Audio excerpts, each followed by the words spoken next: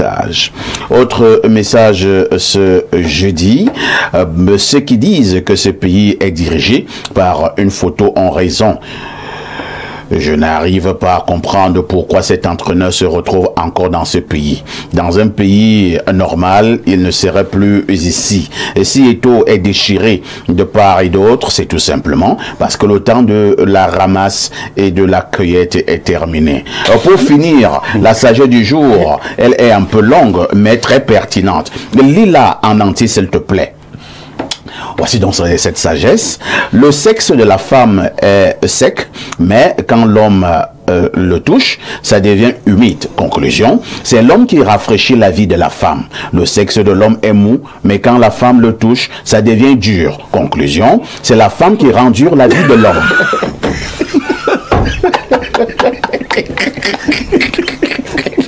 À tout de suite pour la suite. On repasse la parole à Pierre Blériot, cette fois-ci pour la dénonciation de ce matin. Alors, parfait, ici, ce matin, nous dénonçons le discours du chef de l'État du 10 février dernier. Tu es sérieux là? Et il y a un aspect que nous dénonçons. Vous savez, le chef de l'État a dit beaucoup de choses. Il a félicité un certain nombre de personnes, mais il a notamment félicité l'équipe dirigeante du football camerounais. De manière sibylline, il a félicité Marc Brice, l'entraîneur et tous ses adjoints. Il a demandé d'assainir le milieu et la collaboration. Sauf que 2 semaines seulement après, auquel, je ne sais pas si ça fait le 10 février, aujourd'hui nous sommes le 19, donc moins de 2 semaines après, nous sommes le 20 février. C'était hier donc, le COMEX, qui est le comité exécutif de la FECAFOOT, annonce au chef de l'État qu'ils vont bientôt licencier Marc Brice. Ce que lui l'a dit là n'est pas valable. Marc Brice manque de respect au président de la FECAFOOT. Ils ont soumis le ministre des Sports et de l'Éducation physique hier. Ils sont allés le rencontrer pour lui dire qu'il mettait en demeure Marc Brice. Que dans les brefs délais, Marc Brice devait aller présenter ses excuses au COMEX et au président de la FECAFOOT. Sans quoi, et ils allaient prendre leurs responsabilités, c'est-à-dire le renvoyer. Ils disent que c'est le professeur Nkoumvondo qui a donné un point de presse. Que le ministre a recruté Marc Brice et a mis Marc Brice à la disposition de la FECAFOOT. Si Marc Brice ne présente pas ses excuses, ses plates excuses et se conforme, dans les jours qui suivent, ils vont l'envoyer balader. Vous comprenez pourquoi nous dénonçons le discours du chef de l'État, qui félicite les gens qui sont en voie d'être licenciés. Merci, hein, Pierre Blériot. Rien ne va t'arriver. Il n'y a pas de Prado. J'ai seulement. Je ressemble à quelqu'un qui a peur? Non, parce que tu vois, si c'était un autre parti, il fallait paniquer. Je commence par Alain Douk. Alain Douk, est-ce qu'il faut dire que c'est reparti pour un petit tour du côté de la FECAFOOT? Et comme le Blériot fait bien de le signaler ce matin, nous avons tous suivi le discours du président de la République. C'était le 10 février dernier, où le président s'adressait à ses jeunes compatriotes. Effectivement, le président de la République a félicité les Lions indomptables, mais également l'encadrement technique. Comment comprendre que nous sommes maintenant encore en train de vouloir limoger sans façon le sélectionneur qui a été félicité par le chef de l'État? Vous savez, je vais être certainement très désagréable pour certains. On ne développe pas un pays avec le football. Il faut que ce soit clair. Et j'aimerais que ma position sur ce plateau soit claire. On ne développe pas un pays avec le football. Il y a énormément d'enjeux sur le moment pour qu'on veuille toujours faire de la distraction avec la problématique du football. Quelqu'un a-t-il estimé ici, d'après un modèle bien préparé, quelle est la contribution de ce football qui occupe tant nos esprits dans le PIB? Jusqu'ici, je n'ai pas vu d'études là-dessus. Je ne veux pas, moi, qu'on me distrait. Alors, est-ce que c'est d'ailleurs même le président de la République qui a écrit ce discours? Nous savons qu'il a des collaborateurs qui écrivent, et certainement, Il n'a fait que prendre connaissance de l'affaire et lire le papier.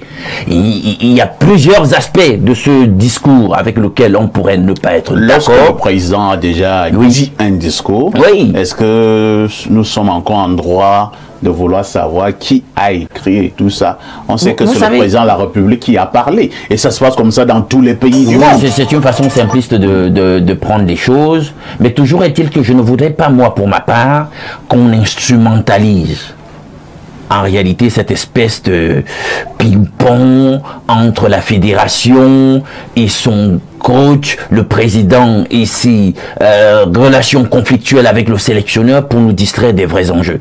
Donc, si les textes prévoient que le COMEX est en droit de limoger cet entraîneur, allez savoir pourquoi.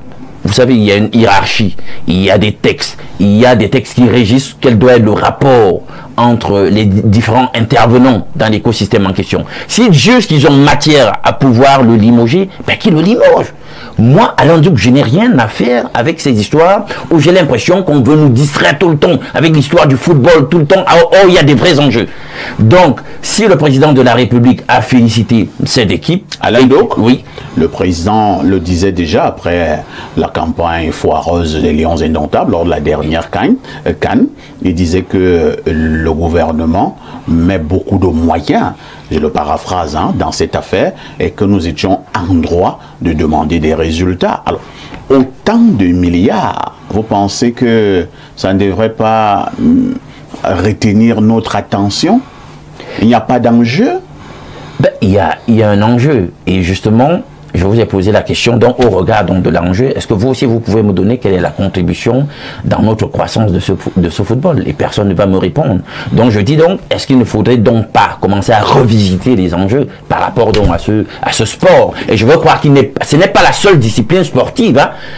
Il y a des disciplines sportives, et le même président de la République il y a quelques années disait qu'il n'y a pas de sport mineur. Donc je veux qu'on commence à s'intéresser aux autres disciplines sportives et qu'on arrête de me distraire avec cette histoire du football finalement. C'est compris. Voilà. Passons la parole à l'apôtre Bayon. Apôtre Bayon, on vous distrait également avec cette affaire de football? Non, je crois que le football camerounais nous interpelle aujourd'hui. C'est quelque chose qui est extrêmement important dans l'histoire du développement de la nation camerounaise, contrairement à ce que dit Alain tout à l'heure. Je pense que tout ce qui se passe en ce moment montre que, n'est-ce pas, il doit avoir un recadrage, il doit avoir un toilettage, et pour arriver à un juste milieu qui permet ainsi... Révérend, le football nous a développé combien d'infrastructures? Quelle est sa contribution en termes de propension dans le pays? Je vais vous répondre. Je veux simplement dire que le football a été jusqu'à présent, jusqu'à preuve de contraire. Non, le rayonnement... Permettez à l'apôtre de coller aussi un mot. Voilà. L'apôtre vous a bien suivi tout à l'heure. Allons-y, cher apôtre. Je veux dire que le football a été le plus grand ambassadeur du Cameroun. C'est autre chose. Le football a vendu le Cameroun plus que toutes les autres structures touristiques et tout ça.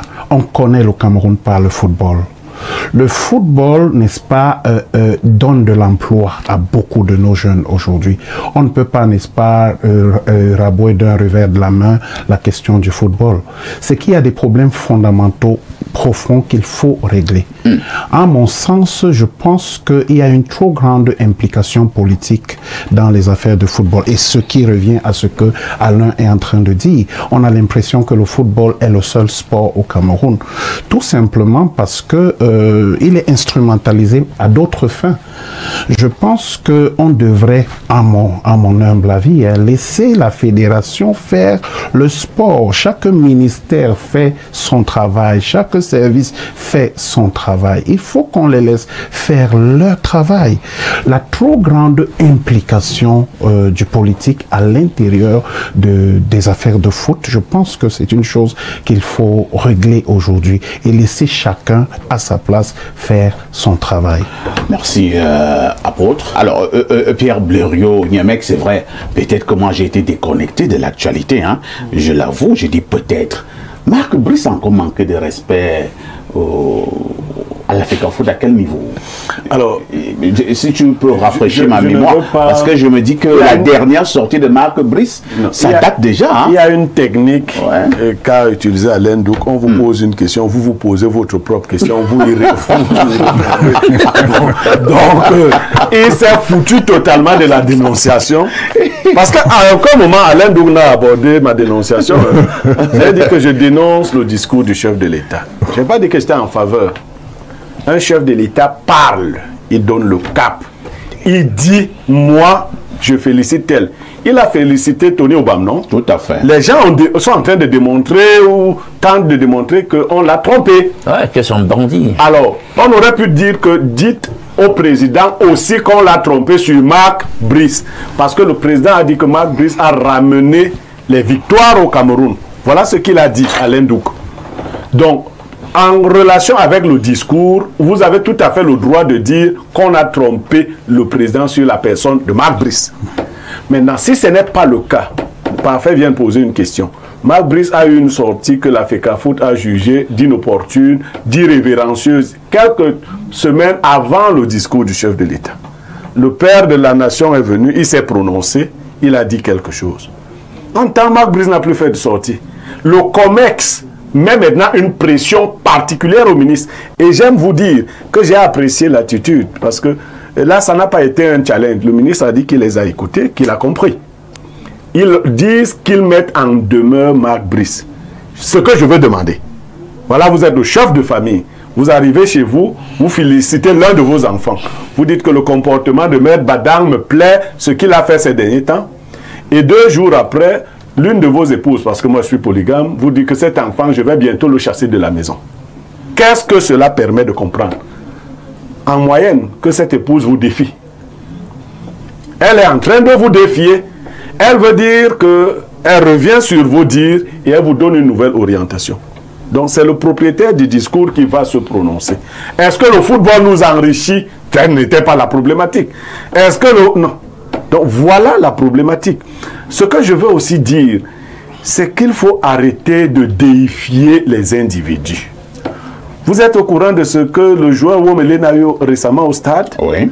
Vous connaissez tous Womelin, n'est-ce pas? Bien entendu. Le joueur international Womelin arrive au stade avec son véhicule. Il trouve qu'il y a des badauds qu'on a placés à l'entrée du stade qui n'ont jamais pu jongler avec le ballon, qui disent que la voiture de Womelin n'entre pas au stade. Ça se passe comme ça. Womelin veut savoir, parce qu'on veut le ridiculiser. On veut qu'il marche à pied alors qu'il est dans son véhicule. C'est une... On le lui dit, il dit, mais je ne comprends pas, je dois entrer.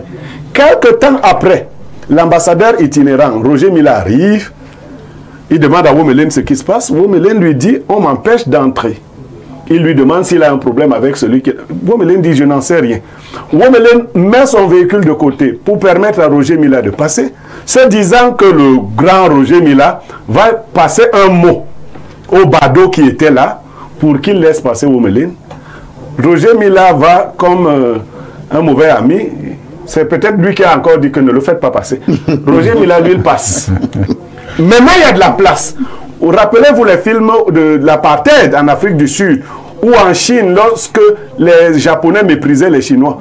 On avait écrit dans un cirque japonais, tout le monde entre ici sauf les chiens. Vous savez qui est-ce que les Japonais appelaient les chiens? Les Chinois. C'est-à-dire qu'un jour donc, un groupe de Chinois arrive, on leur dit non, vous ne pouvez pas entrer. Quelques minutes après, monsieur arrive avec un chien, un Japonais, il entre et son chien entre. Le Chinois de demander au Japonais, on a dit sauf les chiens. Le Japonais de lui révéler qu'en fait les chiens ce n'est pas les autres là, c'est vous les chiens. C'est pas les chiens qu'on traîne là. Eux ils peuvent entrer, mais pas vous. Donc Womelin a été chassé comme un chien et par la suite une comédie a été organisée. C'est-à-dire qu'un président qui fait des sorties avec des caméras, on le filme donc en train de demander qu'on appelle la grue qui vienne porter la voiture de Womelin pour aller, je ne sais pas, la jeter où. Alors, cette façon de faire, je ne sais pas si les Camerounais ont conscience du rabaissement moral auquel nous assistons. Je travaille aujourd'hui avec Alain Douk sur ce plateau. Si demain on ne s'entend pas bien, Est-ce que je peux ridiculiser Alain Douque de cette façon? On dit qu'on porte la voiture de Womelin, pas devant la présidence, pas devant le MINDEF, devant un stade de football où on lui interdit l'entrée. Womelin qui a joué au même niveau que ces gens-là. Je ne parle pas des badauds qui étaient à l'entrée. Je parle de celui qui leur a donné l'instruction. Vous voulez que les gens vous respectent. Vous ne savez pas respecter les autres. Vous ne pouvez pas respecter les autres. Marc Brice doit vous respecter, oui. Mais vous ne pouvez pas respecter, ne serait-ce que vos anciens coéquipiers. Voilà la problématique. Merci Pierre Blériot.